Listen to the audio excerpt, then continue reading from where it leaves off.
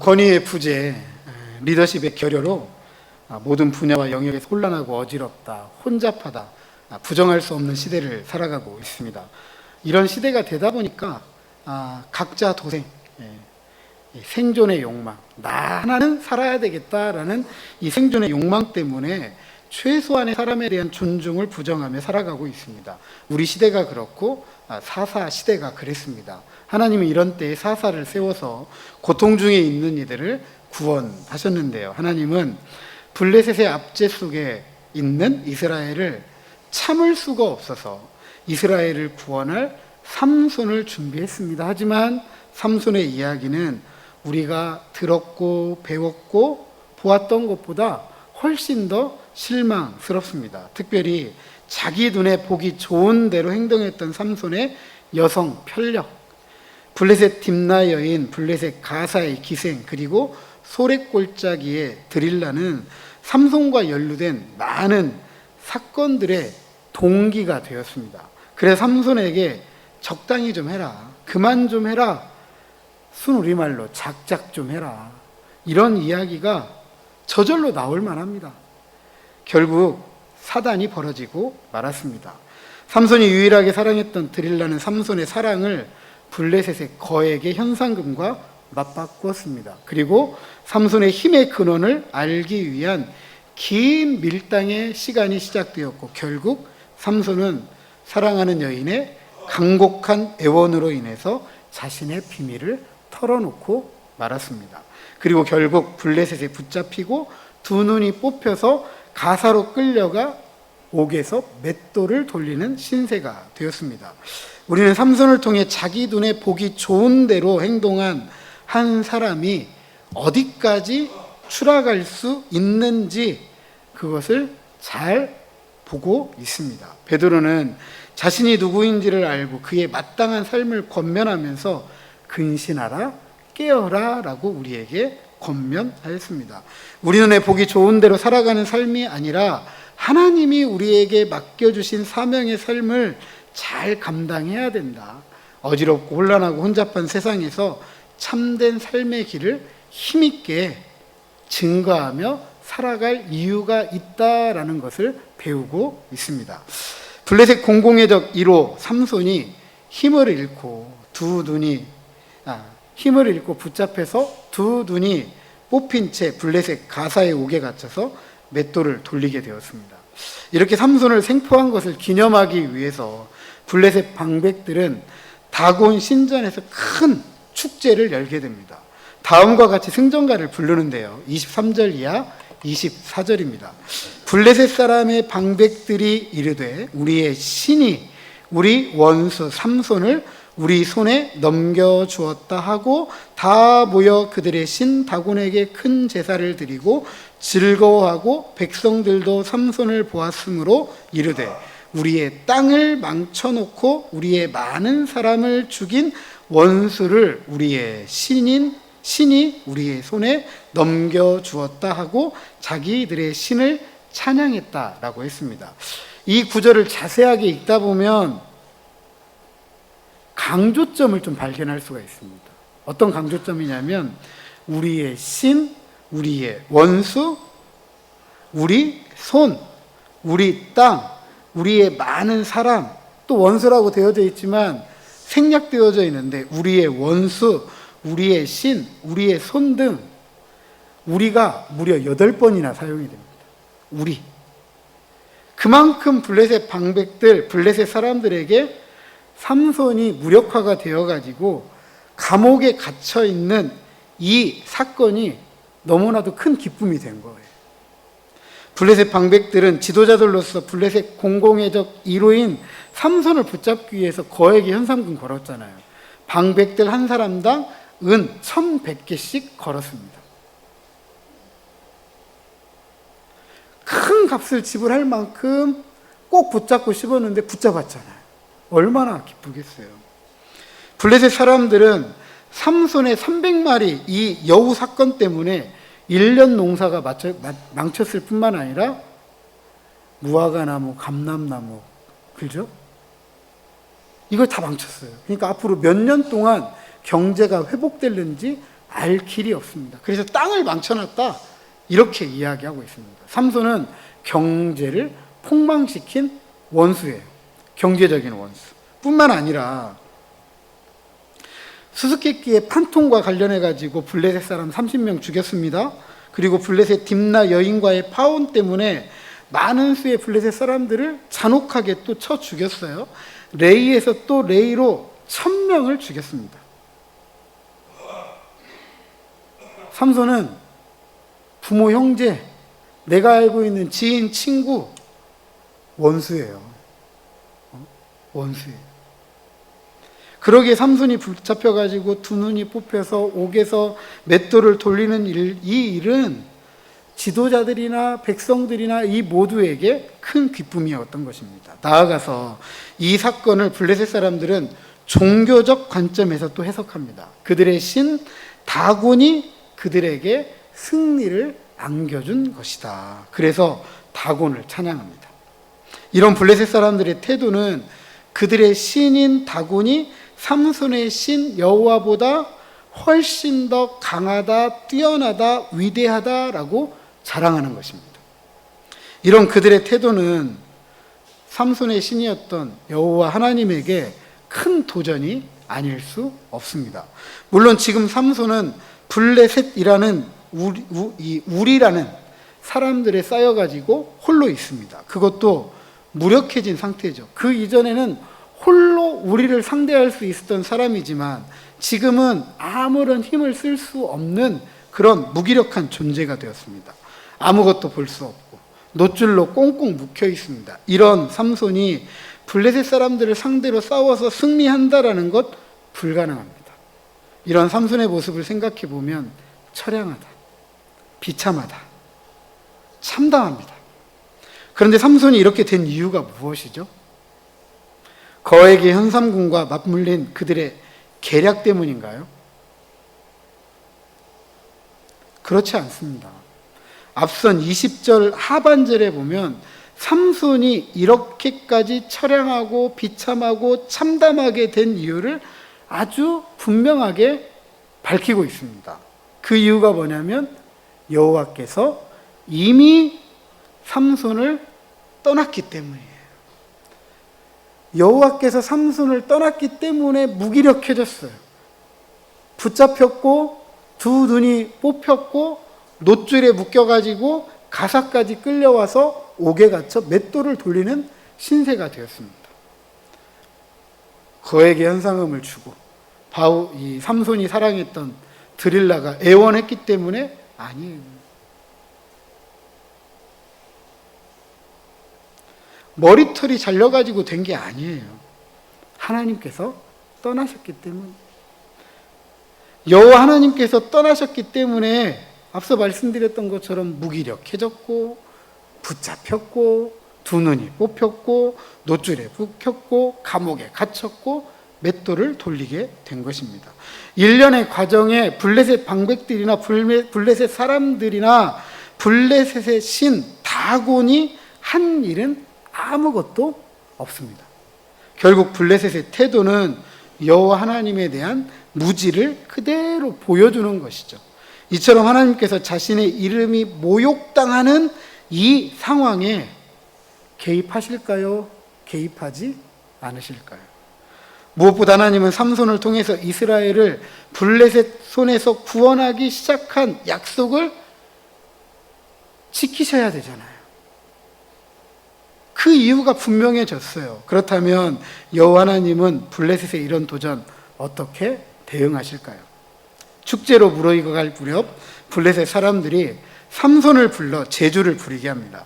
그들의 마음이 즐거울 때라고 하였습니다. 이것은 술에 취한 유쾌함을 표현하는데 철천지 원수, 블레셋 공공의 적 1호인 삼손을 공개적으로 웃음거리, 조롱거리가 되도록 하고 싶었던 거예요.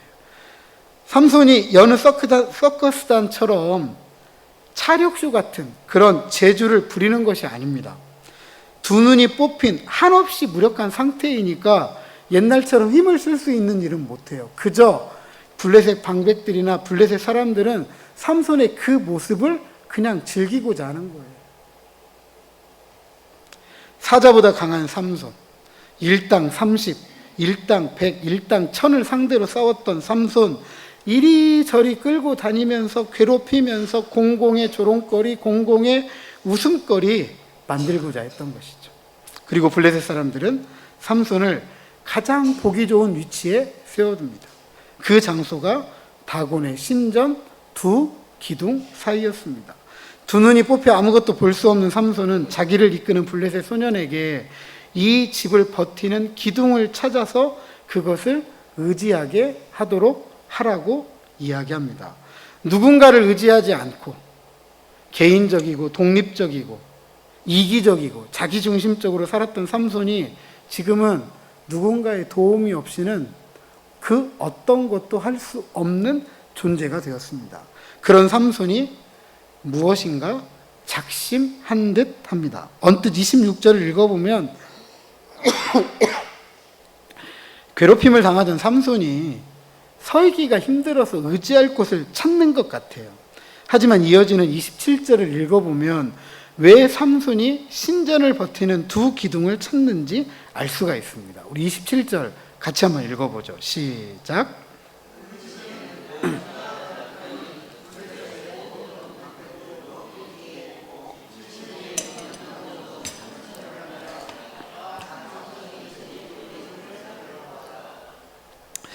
블레셋 다곤 신전에 얼마나 많은 사람들이 모였는지 지붕에 있는 남녀가 3,000명 가량이라고 하였습니다. 그러니까 최소 3,000명이 모인 거예요.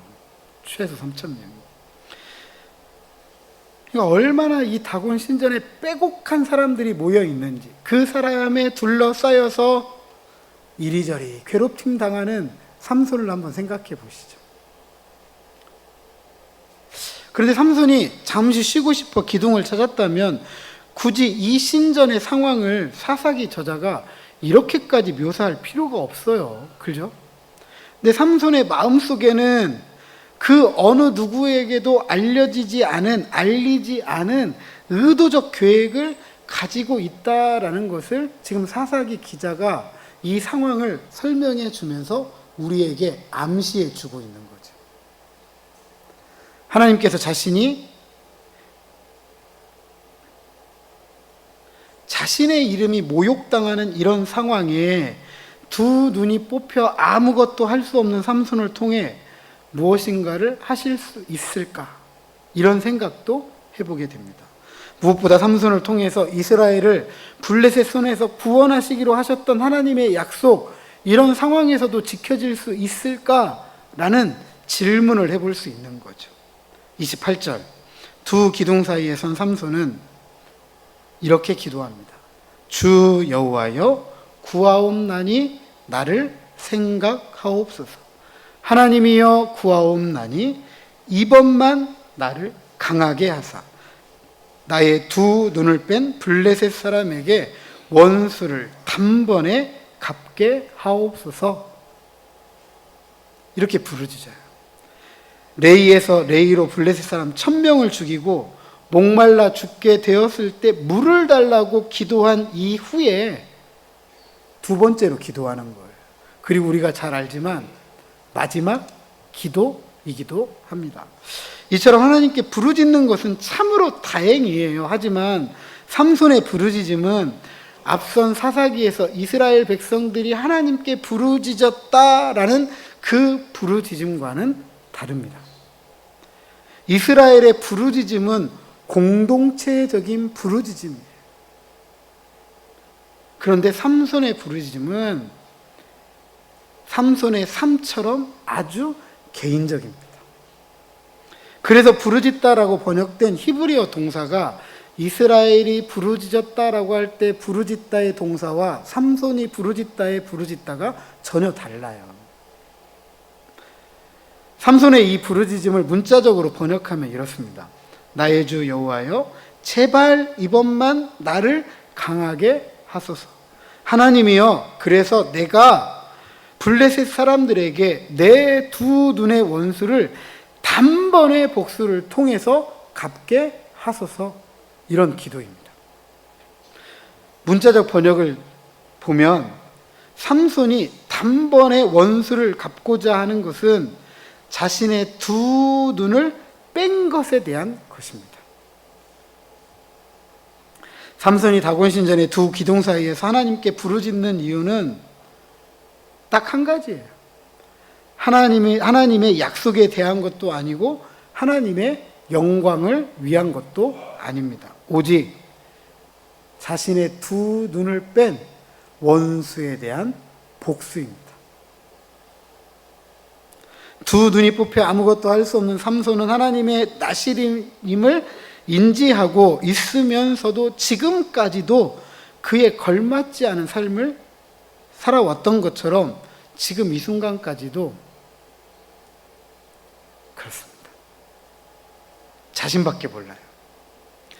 하나님은 이런 삼손의 부르짖음에 응답하실까? 이런 기도를 통해서 자신의 약속을 성취하실까?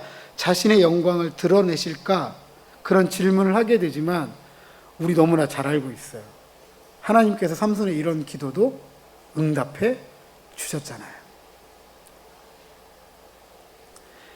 삼손은 원수를 갚고자 복수하고자 하는 부르짖는 이 마음만큼 마지막으로 힘을 쓰게 됩니다.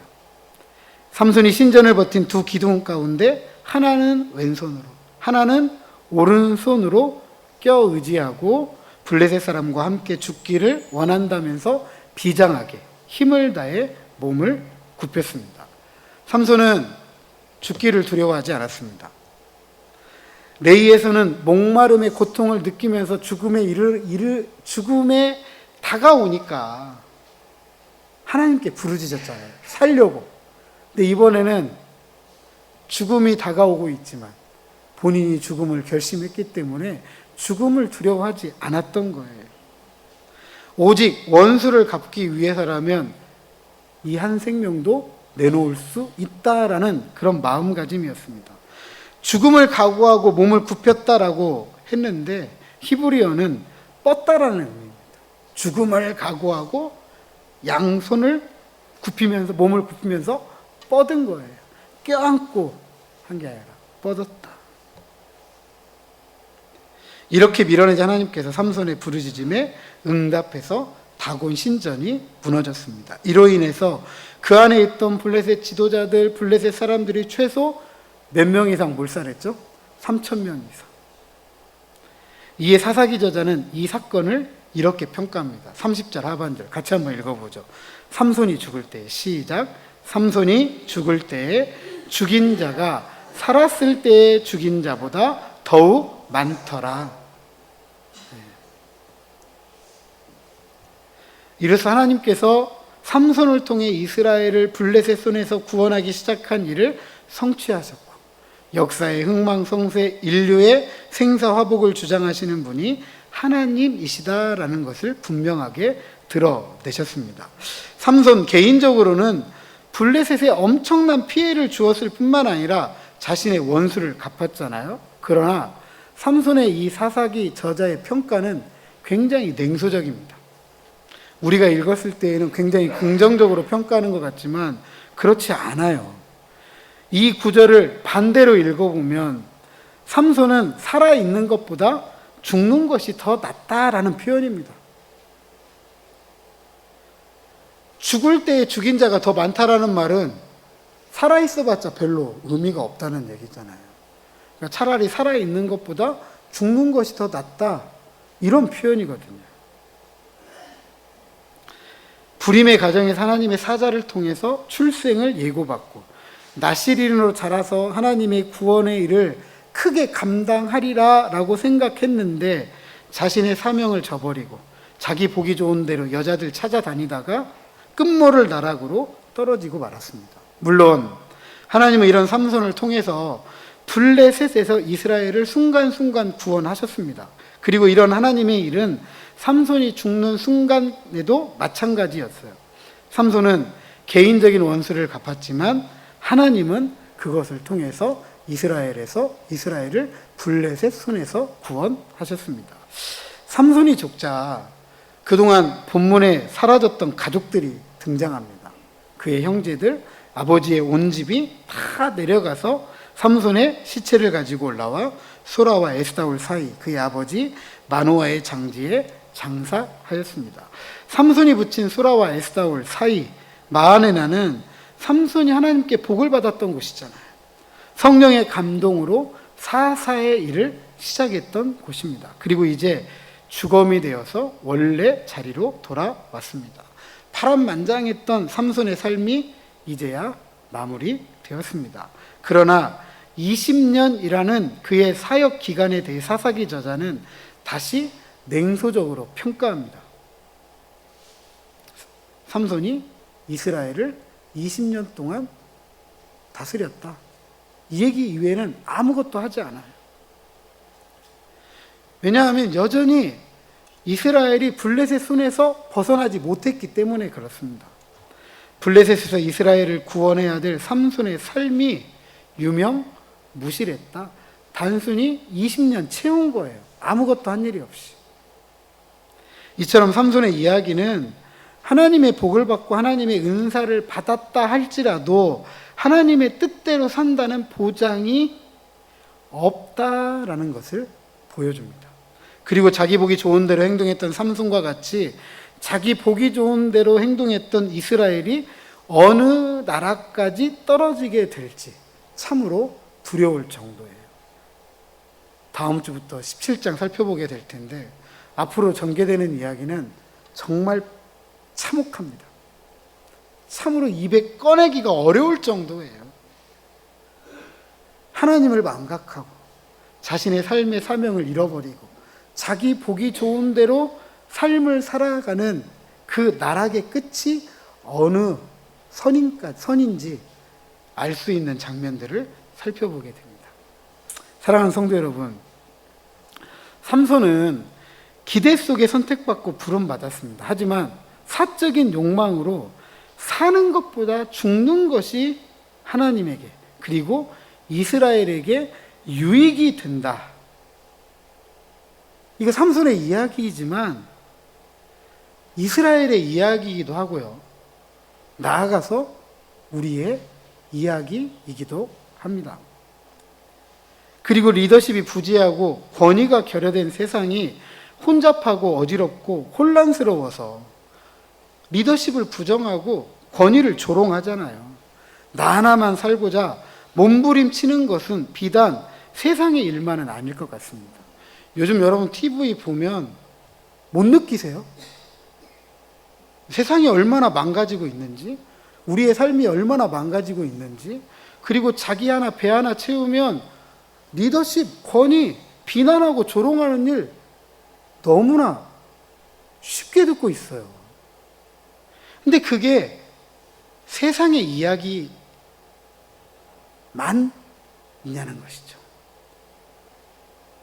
죄송하지만 그 이야기가 오늘 우리 시대 교회의 이야기이기도 합니다. 물론 하나님께서 이런 상황과 환경 그리고 여건을 통해서도 간섭하시고 섭리하십니다.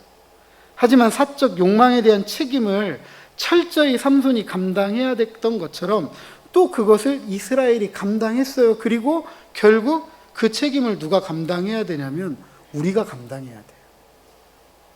그래서 우리는 삼손과 같아서는 안 된다라는 것을 근신하고 깨어서 배우고 알아야 하고 반드시 바뀌어야 합니다. 왜냐하면 옛 랍비들이 삼손에 대해서 이렇게 혹평합니다. 사사들 중에 가장 형편이 없는 사사였다.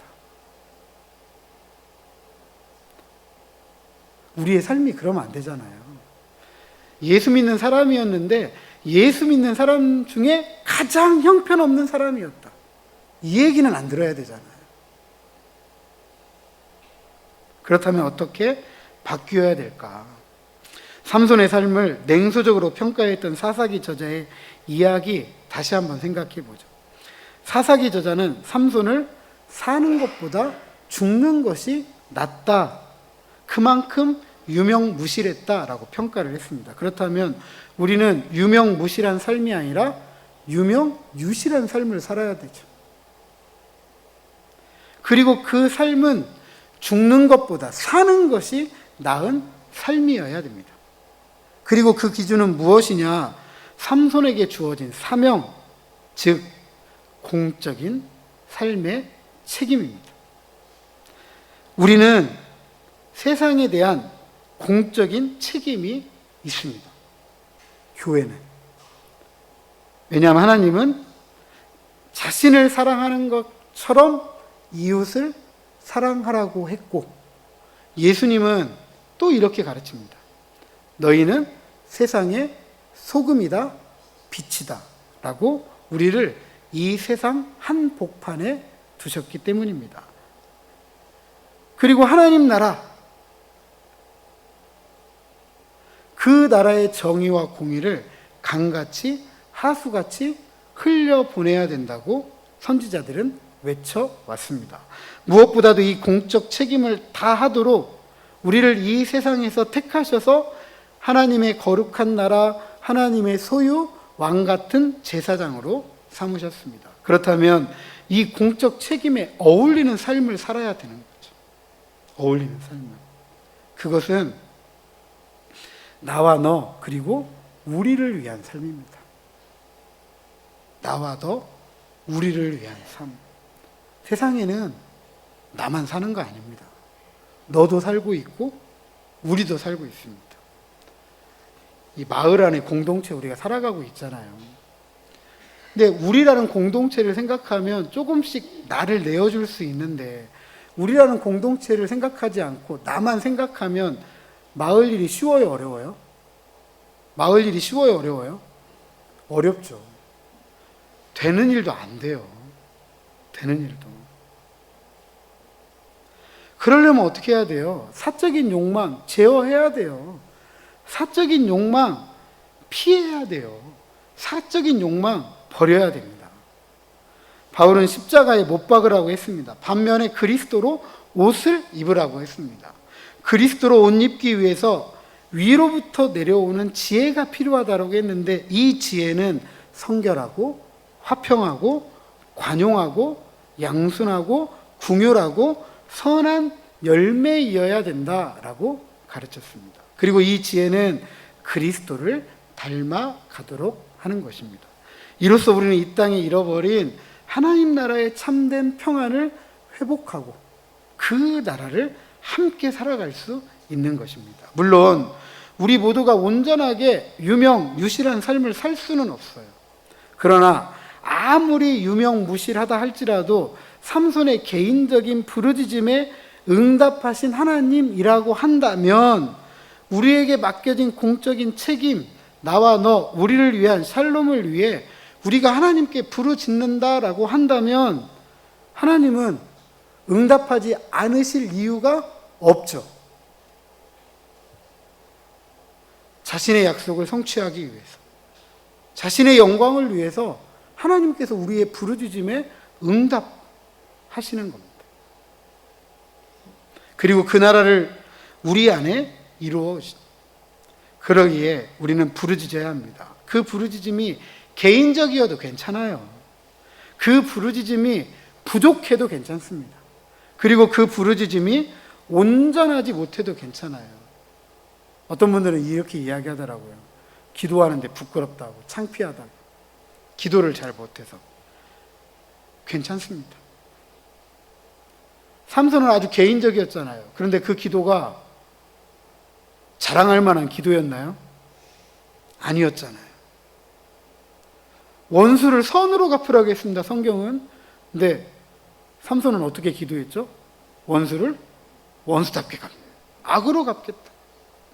그런데 그런 삼손의 기도도 들어주셨어요. 그러니까 우리의 부르짖음이 부끄러워도 괜찮아요. 창피해도 괜찮아요. 중요한 건 뭐 하는 게 중요하다? 부르짖는 게 중요합니다. 그때 하나님께서 응답해 주십니다. 내일부터 2주간 제6차 100시간 돌파 기도운동 캠페인이 시작됩니다. 이 캠페인을 통해서 뭐 저한테 좋을 게 뭐가 있겠어요, 그죠? 제 개인적으로 기도하면 좋죠, 뭐 물론. 우리 모두가 기도하는 자리를 회복하자. 기도의 일꾼 다시 우리가 회복하자. 되찾자. 이런 마음으로 하는 것입니다. 그리고 우리 약속 시간 정한 것도 아니잖아요. 그죠?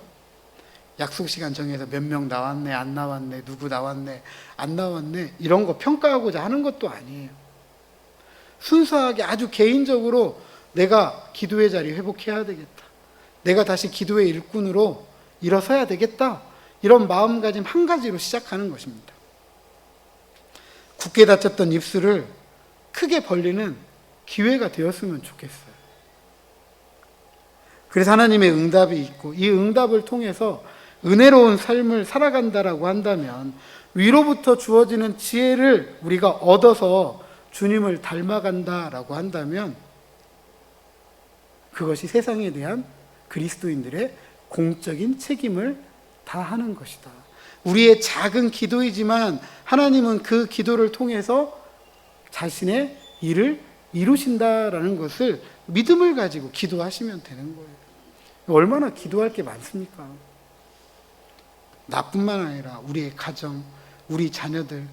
그런데 우리가 살아가는 삶의 자리가 이 나라 민족이니까 기도하지 않을 수 없고, 근데 이 나라 민족이 열방 가운데 살아가니까 저 전쟁통에 물가가 또 오르지 않을까 지금 염려하고 살아가고 있잖아요. 전쟁 때문에, 분쟁 때문에, 다양한 재난 때문에 삶의 자리를 잃어버리고 살아가는 사람들, 그 사람들이 함께 살아가는 세상을 꿈꾸면서 기도할 수 있다라고 한다면 하나님은 그런 우리의 기도에 분명히 응답해 주실 줄로 믿습니다. 참여하지 않으실 분, 나는 죽어도 못하겠다. 약속하신 거예요. 네. 기도 작정서 내지 않았더라도 저 뒤편에 기도 쿠폰이 마련되어져 있으니까 괜찮습니다. 1시간 안 하셔도 돼요. 그 시간을 못 채우셔도 됩니다. 중요한 건 내가 기도하는 자리에 나왔다. 그리고 내가 하나님께 부르짖고 은혜로운 삶을 살기를 소망합니다라는 그 간절한 소망을 가지고 나오시면 되는 거예요. 그것이 그리고 우리에게 맡겨진 공적인 책임을 다하는 것이고 하나님 앞에서 유명유실한 삶을 살아가는 것인 줄로 믿습니다. 부디 기도운동 캠페인을 통해서 기도하고 응답받고 은혜로운 삶을 살아갈 때 사적인 욕망으로 혼잡하고 어지럽고 곤란한 세상에서 나와 너 그리고 우리와 함께 살아가는 하늘의 평안을 충만하게 풍성하게 이 땅에 이루어가며 그 나라를 성취해가는 저와 여러분 우리 모두가 되시기를 주님의 이름으로 축복합니다.